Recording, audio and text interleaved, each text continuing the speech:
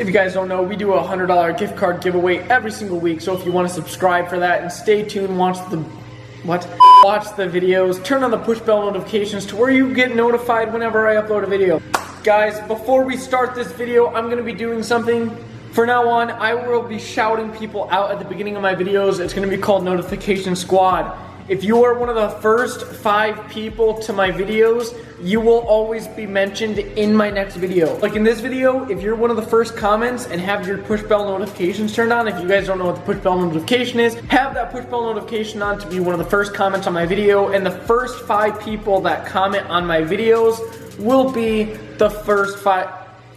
And the first 5 people that always comment on my video will be shouted out by me at the beginning of every one of my videos. So if you want to shout out, then turn on your push bell If you want to shout out, turn on your push bell notification.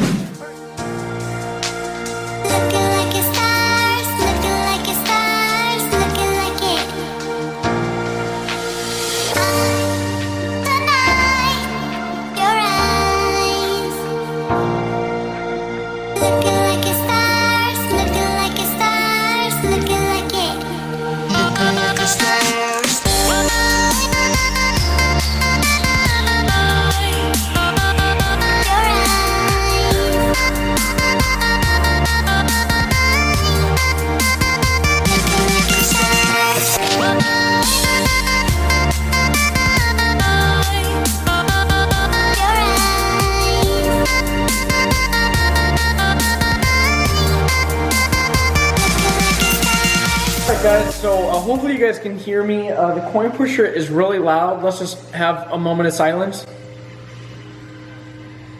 Yeah, so hear how loud it is? When it's really quiet in my house, it's just like, and you have that on, that's all you can hear. So hopefully you guys can hear me. Alright guys, so why did you click on this video? So how do coin pushers make money? This is a question that goes around in my comment sections a lot. If you don't know who I am, my name's Aaron Clockyer. I run a bunch of arcades all over Michigan. I'm 19 years old, run arcades all over Michigan. I run claw machines and coin pushers on locations, and obviously have a YouTube channel. So that's what I kind of do, and I always get comments on my videos saying, how do coin pushers make money? I don't get it. You put money in, money falls off the front. How does the operator make money? A lot of people know how they make money, but there's a couple ways to go about how these make money. So I'm going to show you. I have my own coin pusher here. It's obviously in my own house. We're not on location. I usually don't film these kind of videos on location because I can do them a little bit more professionally in my own. Alright guys, let's get right into the video. I might have to turn the claw machine off just because there's so much glare from that light. Let me turn the claw machine off and see what it looks like. Alrighty guys, so I'm behind the camera right here. As you can see, these are my hands. So first of all, let's kind of get into a coin pusher and how it works. So what you do is, if you're watching this in another country, you probably have something different, like euros or whatever coin you have in your country. In the United States of America, alright guys, so this is a quarter up close here. If you don't know what it is, it's basically, well, here's my thumb and here's the quarter. That's what they look like. And what you do is, the whole object of the game is to drop the quarter in up here. You have a slot right here, as you can see, and you want to put the quarter in the slot. Then the quarter falls down right here, and you're going to want quarters to try to fall off here. Let me take you guys off the tripod. It'll give you a better look at this part. Once quarters fall off there, the whole object of the game is to get quarters to fall off of this edge right here. And any quarters that fall off of that edge fall into this bucket right here, and then you get the money right here. So really the object of the game is to try to put like $1 worth of quarters in and walk out with 5. It looks really deceiving because, as you can see, there's so many quarters on the edge. It's like, oh, I can put 1 quarter in, knock those off, and maybe get like $2 worth. It's not that easy. Trust me, if you've never seen one of these things, they're very tricky. The comment that I get is like, what I don't understand is, if I put $5 in quarters in, the quarters have to go somewhere besides off the edge. So like, eventually you have to come ahead. Because if you think about it, if there's like quarters all on the edge and stuff like that, and you're constantly pushing quarters, and the quarters can only fall off the front, right? Wrong. People think that when they put money in, the only way quarters come out is off the front. So where does your money go? How do you start out with $5 in quarters and all of a sudden end up with 0? Your quarters are not stacking up. A lot of people think, oh, the quarters are just building up on top of each other and that's how they're getting my money. And then people think that the vendor comes here every week and takes all the quarters, like, see all these quarters are all stacked on top of each other? The vendor thinks he comes in here and picks up the quarters that are all stacked on top of each other like this.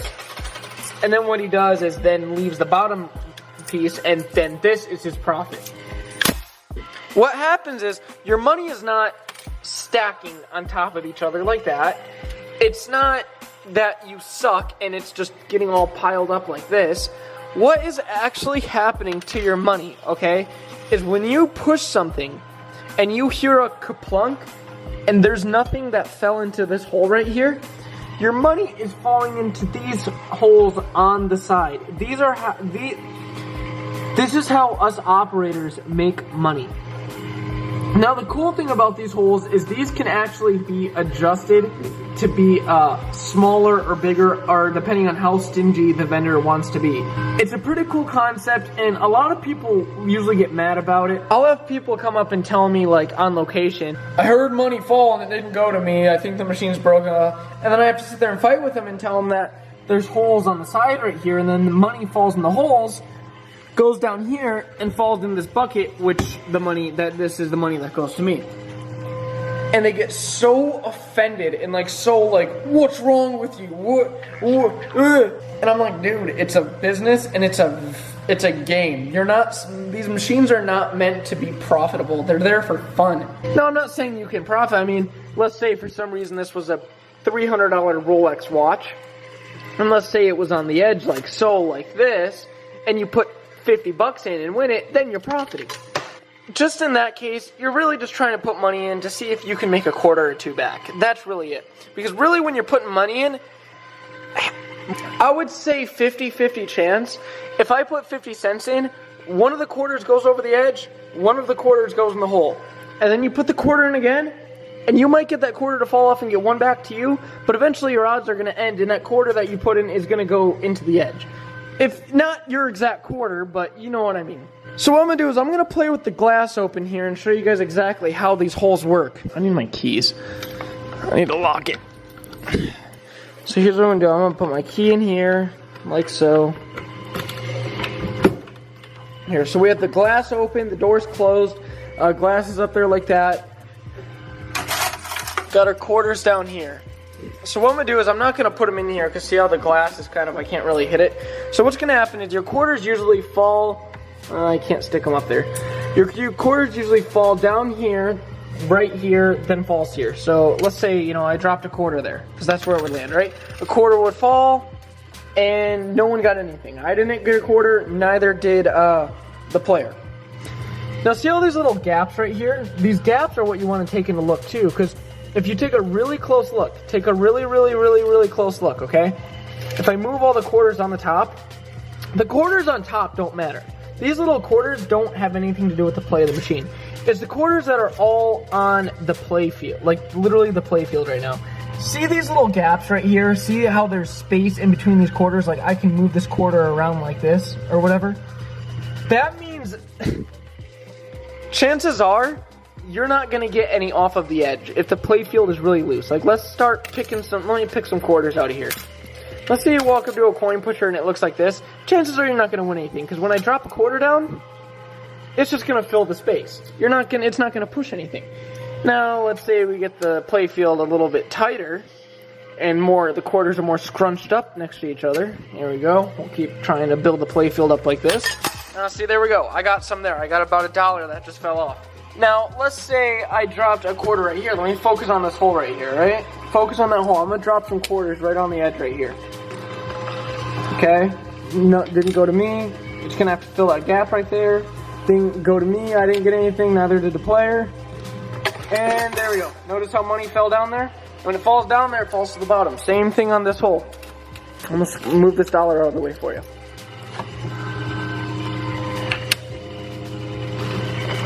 See that? See how money's falling down that hole right there? See that? it kind of goes out. Like when you think, oh, well, why isn't it just one straight line? Like straight. See how it kind of curves out like this? It curves out like that because when people usually don't play on the sides right here, that is one thing to avoid though. When you are playing a coin pusher, never drop your money on the sides like this, because when you drop your money on the sides, the money falls right here, and it's gonna not be pushing out, it's gonna be pushing where? Into the hole. Alright guys, so that's about all I gotta say. If you got any questions or if I missed anything, please give the video a thumbs up and subscribe down below. Remember, $100 gift card giveaway every single week. Thank you guys so much for watching. If you want more of these videos, subscribe, and I'll see you guys next time. Thanks for watching.